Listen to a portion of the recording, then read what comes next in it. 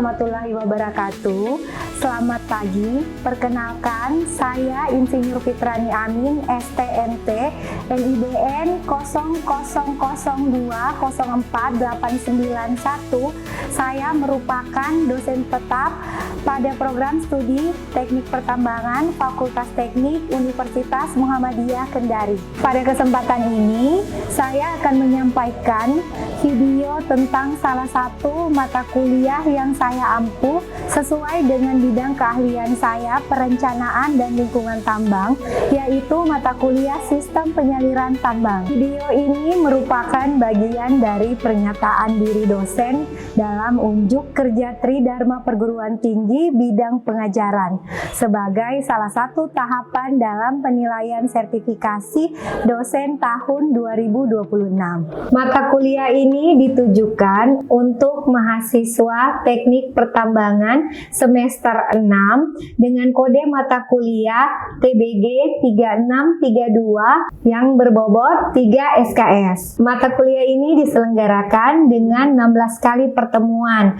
diantaranya 14 kali pertemuan tatap muka dan 2 kali untuk pertemuan ujian tengah semester dan ujian akhir semester. Adapun capaian pembelajaran atau CPL yang akan dicapai pada mata kuliah ini adalah mahasiswa mampu menerapkan pemikiran logis, kritis, sistematis, dan inovatif dalam menyusun, menganalisis, mengevaluasi, serta mengambil keputusan terhadap suatu sistem penyaliran tambang berdasarkan pertimbangan teknis, ekonomis, keselamatan kerja, dan lingkungan dengan memanfaatkan data geologi, hidrogeologi, serta sumber daya dan cadangan tambang. Mata kuliah ini membahas daur hidrologi, hidrogeologi, analisis data curah hujan, metode penyaliran tambang, baik tambang terbuka maupun tambang bawah tanah, dan sistem pemompaan. Selain itu, mata kuliah ini juga akan membahas dampak terhadap aspek lingkungan seperti terjadinya erosi dan sedimentasi. Pada akhir mata kuliah nanti, mahasiswa juga akan dibekali teknik untuk melakukan sistem penyaliran tambang yang tepat sesuai dengan kondisi di area tambang tersebut. Pada mata kuliah ini, saya tidak hanya berfokus memberikan ceramah, tetapi juga melakukan tanya jawab dan diskusi dengan mahasiswa. Hal ini dilakukan untuk membuka wawasan terhadap permasalahan yang akan timbul di area tambang. Selain itu, saya juga menunjukkan atau memberikan studi kasus agar pemahaman dalam teori dapat sejalan dengan praktiknya di lapangan. Referensi yang saya gunakan dalam mata kuliah ini ada beberapa buku, jurnal bereputasi, dan artikel yang memiliki nilai kebaharuan agar mahasiswa mampu mengikuti perkembangan ilmu pengetahuan dan teknologi masa kini. Untuk komponen penilaian terdiri dari 50% tugas, 20% UTS, dan 30% UAS dengan tetap memperhatikan syarat kehadiran mahasiswa 80% sesuai dengan peraturan akademik Universitas Muhammadiyah Kendari. Berikut video pembelajaran tatap muka mata kuliah Sistem Penyaliran Tambang di pekan ketiga.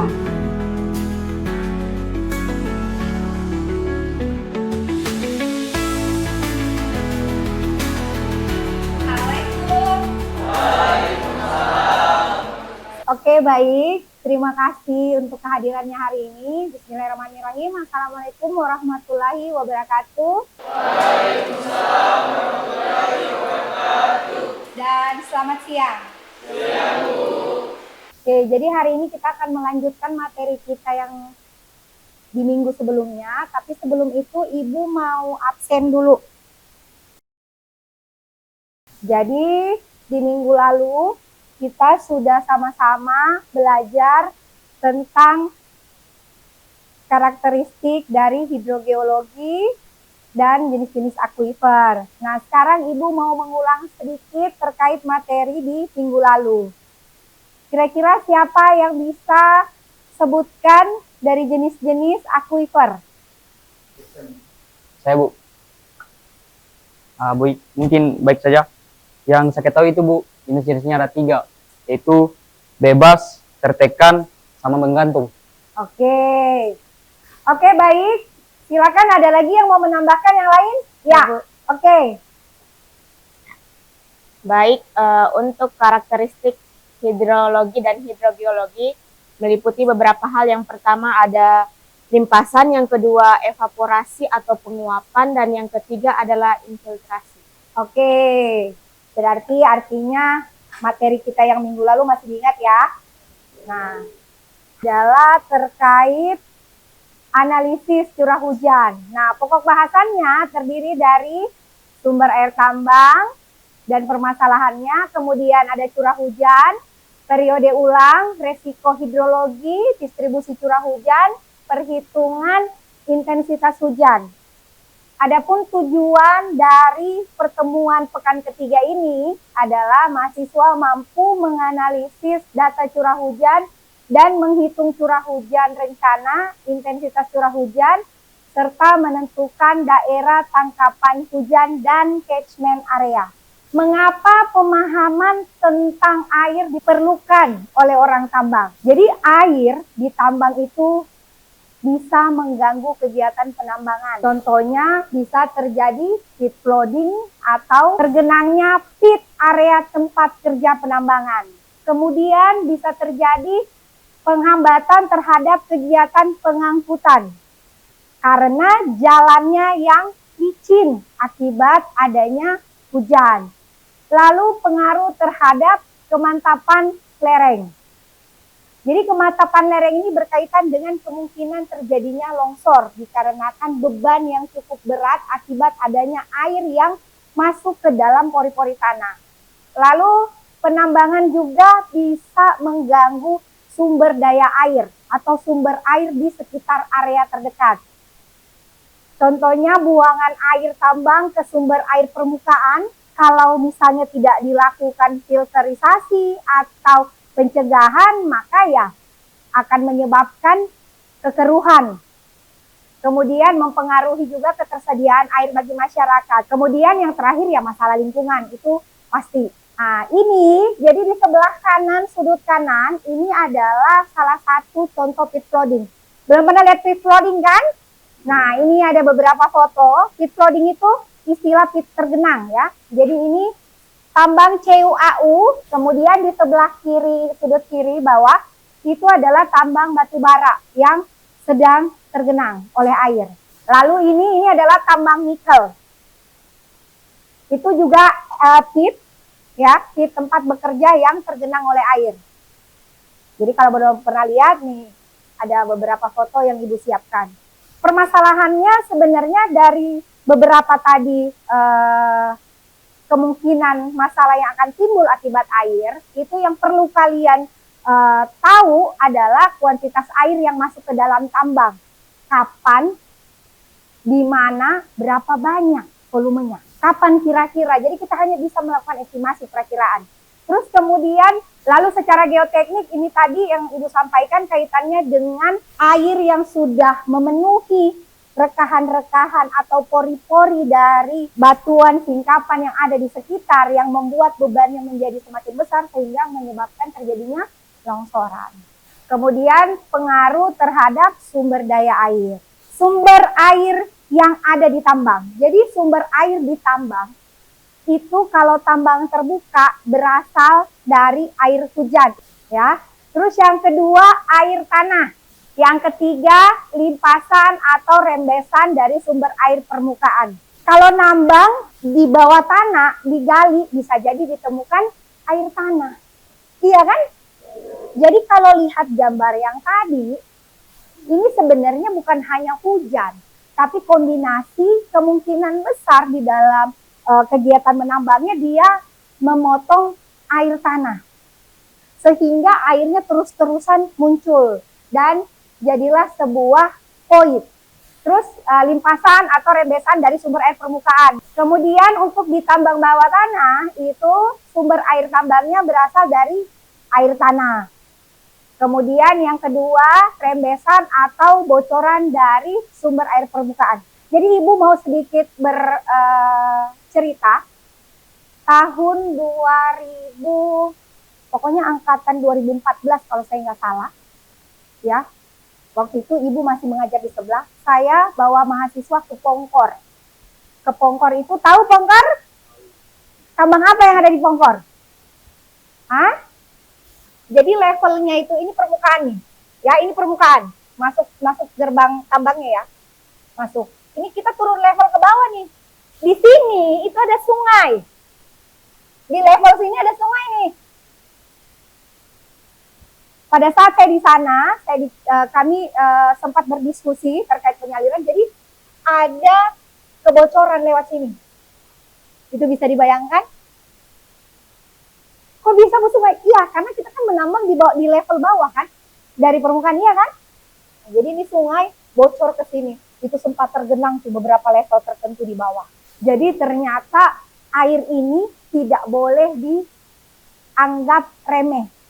Kalau lagi musim kemarau, tapi ketika masuk musim penghujan, berapa banyak ya itu tadi yang itu sampaikan, itu yang menjadi tugas kalian sebagai engineer nantinya untuk melakukan perancangan terhadap penyaliran tambang, gitu ya.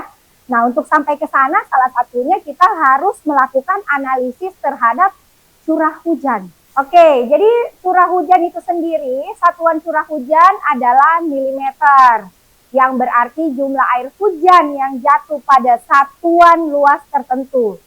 Jadi 1 milimeter berarti luas 1 meter persegi jumlah air hujan yang jatuh sebanyak 1 liter. Kemudian derajat curah hujan dinyatakan dalam curah hujan per satuan waktu. Jadi milimeter terhadap waktu.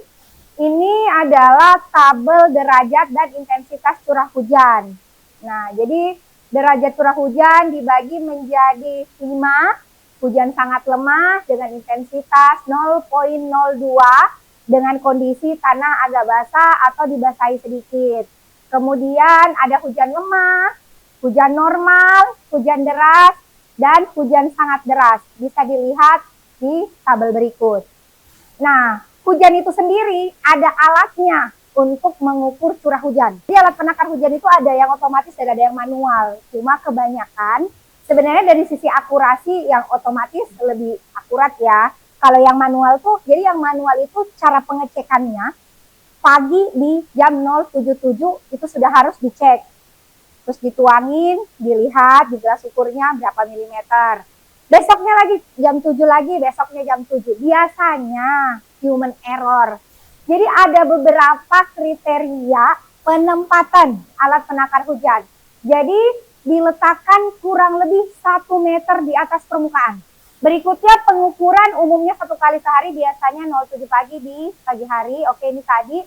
Nah, luas bukaan yang perlu kalian garis bawahi ini. Luas bukaan sebesar 200 cm persegi.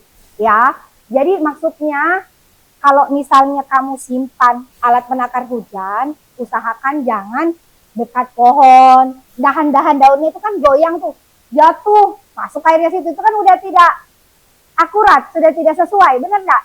Makanya diusahakan dia agak kosong dari itu tadi. Apakah pohon besar ataukah rumah misalnya. Oke, ini tadi yang Ibu jelaskan pertimbangannya, ya. Nah, sekarang kita masuk analisis dan curah hujan. Jadi penyajian data curah hujan itu biasanya dalam bentuk harian. Penghitungan atau perhitungan itu adalah 10 tahun ya, 10 tahun. Biasanya data beginian dapatnya di BMKG. Ada yang tahu kepanjangannya BMKG? Iya, apa? Badan Meteorologi, Klimatologi, dan Geofisika. Ya, yang biasanya itu kita dapat data dari situ karena memang mereka yang betul-betul rutin untuk seluruh, misalnya kalau Kota Kendari ya Kota Kendari. Nah, nanti untuk penggunaanmu itu lihatlah berdasarkan areanya. Itulah dibilang daerah tangkapan hujannya kira-kira masuk yang mana. Oke. Jadi analisis sangat bergantung pada kegunaan hasil analisis, kemudian bisa berbentuk grafik dan tabel, umumnya diperlukan data pengukuran jangka panjang. Ingat ya, minimal 10 tahun, minimal loh, bukan maksimal. Rumus-rumus untuk curah hujan di satu daerah. Jadi menentukannya itu bisa menggunakan metode rata-rata aritmatis. Ada juga, jadi metode rata-rata aritmatis itu baik digunakan di daerah datar, di mana titik-titik pengukuran terdistribusi dengan baik, perbedaan harga rata-ratanya juga tidak terlalu besar. Kemudian ada metode poligon, atau lebih dikenal dengan Pearson. Metode ini yang paling sering digunakan untuk menentukan itu tadi ya, daerah tangkapan hujan.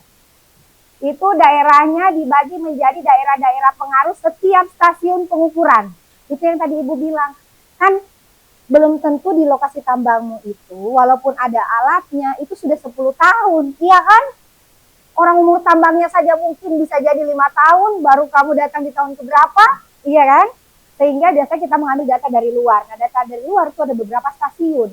Untuk menentukannya, biasanya kebanyakan teman-teman menggunakan metode poligon atau metode Pearson. Jadi ada beberapa stasiun itu yang diambil, kemudian dilakukanlah perhitungan dengan metode itu tadi.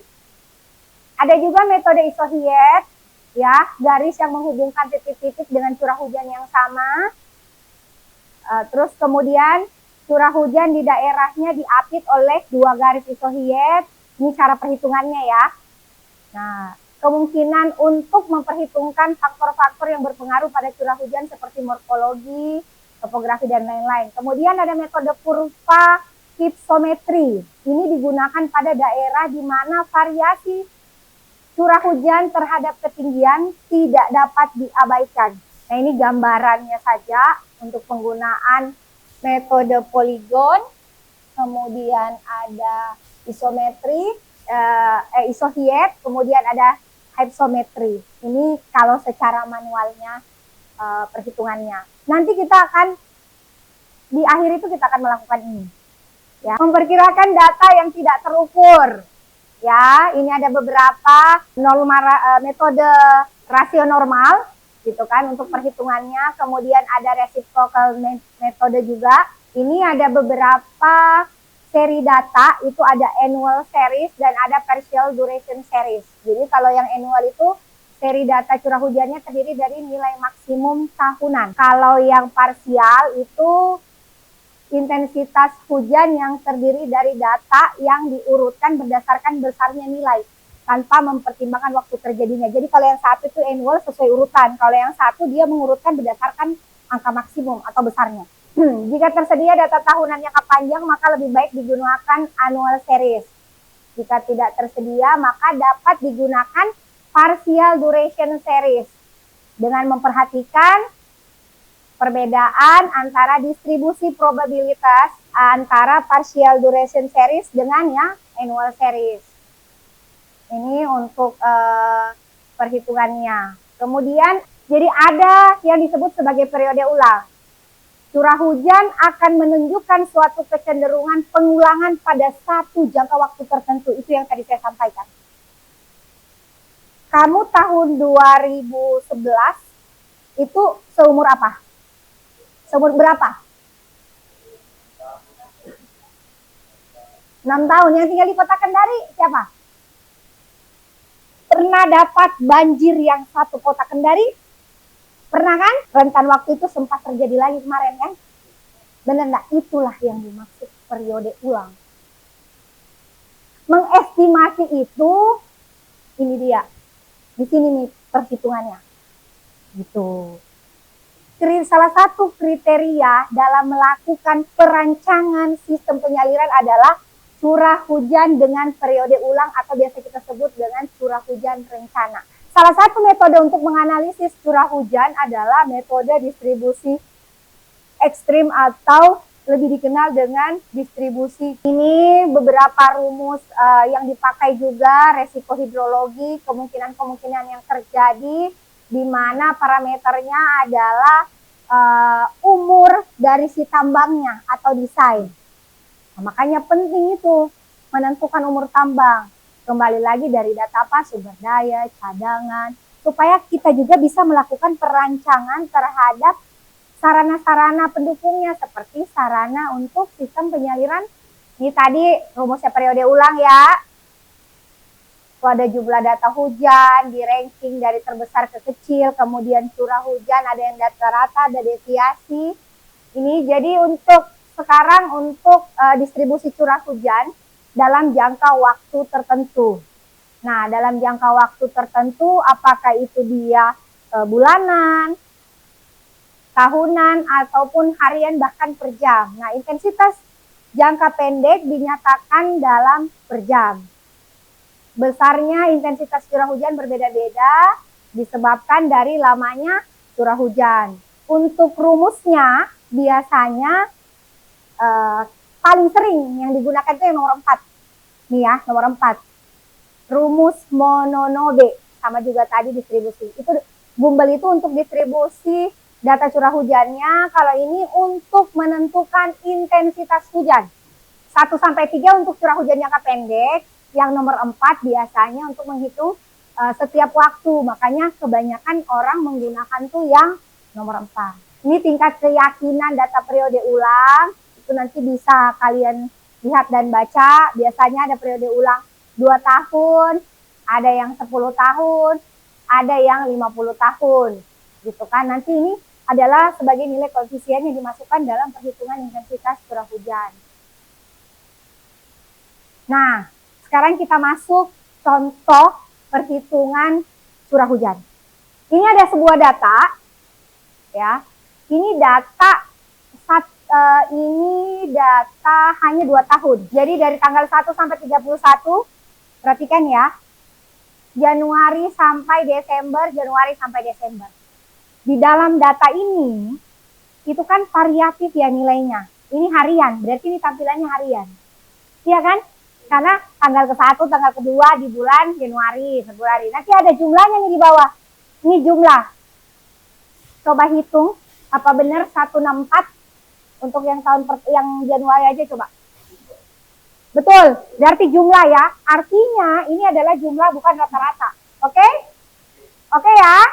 Nah, ini bukan nilai rata-rata jumlah ya. Jadi semua di barisan sini adalah jumlah milimeter hujannya. Kalau ditanyakan jumlah hari hujan pada bulan Januari, berarti yang dihitung yang ada angkanya aja ya. Di mana dari perhitungan intensitas hujan, nanti kita akan masukin juga tuh koefisiennya. Untuk periode ulang 2 tahun, berarti Y2, X2, kemudian kalau 10 tahun, Y10, X10, begitu seterusnya ya. Nih setelah itu nanti kalau sudah dapat, barulah kita masukkan rumus Mononobe tadi. Ini sama dengan ini. Sehingga dapatlah seperti ini. Perhitungan intensitas curah hujan. Nah, jadi intensitas curah hujan ini itu kenapa menjadi penting? Karena nanti menjadi salah satu variabel untuk menentukan debit maksimum rancangan penyaliran kamu. Jadi nanti C dikali I dikali A. C itu koefisien tergantung kondisinya, kemudian I adalah nilai intensitas, A adalah catchment area. Jadi tak beda ya tangkapan hujan dan catchment area. Catchment area ditentukan nanti berdasarkan kondisi di lapangan. Itu bisa melalui melihat aliran air, kemungkinan di mana dia akan mengalir dan akan tertampung air ini. Gitu di lokasi tambang. Oke. Sampai di sini ada yang ingin ditanyakan? Saya Bu. Oke, silakan. Baik, untuk pertanyaannya itu, Bu, kenapa data curah hujan yang digunakan dalam menentukan intensitas curah hujan bukan menggunakan curah hujan rata-rata? Oke, baik. Pertanyaan yang bagus. Satu lagi pertanyaan, silakan. Oke. Saya Bu, bisa dijelaskan kembali terkait curah hujan dalam ukuran milimeter? Oke, baik. Oke, baik. Pertanyaan pertama tadi ya. Mengapa harus menggunakan data curah hujan maksimum? Ya, bukan rata-rata. Karena untuk mendapatkan hasil rancangan sarana penyaliran yang maksimum, maka kita juga harus menggunakan data yang maksimum atau ekstrim, bukan menggunakan rata-rata. Karena ruang lingkup di area tambang itu kecil, sehingga sedikit saja hujan itu bisa menyebabkan street flooding atau jalanan licin gitu kan. Maka dalam perhitungan untuk kebutuhan datanya, analisis curah hujan tadi, itu harus menggunakan kondisi maksimum supaya kamu juga bikin sarana penyalirannya nanti itu untuk kondisi volumenya maksimum. Seperti itu. Jadi bukan pakai yang rata-rata ya. Terus kemudian tadi yang kedua terkait satuan ya. Satuan curah hujan. Nah ini. Jadi tadi sudah kita lihat bersama dan saya sampaikan satuan curah hujan itu dalam milimeter. Kenapa dalam milimeter? Seperti yang sudah kita jelaskan di awal, jumlah air hujan yang jatuh pada suatu satuan luas tertentu, itu maksudnya milimeter. Jadi 1 milimeter berarti pada luas 1 meter persegi jumlah air hujan yang jatuh sebanyak 1 liter. Kenapa milimeter? Kamu bisa pernah lihat hujan turun? Pernah lah pasti semua ya. Kalau hujan turun, anggaplah ini 1 meter persegi ya. Kenapa dia terhadap luas?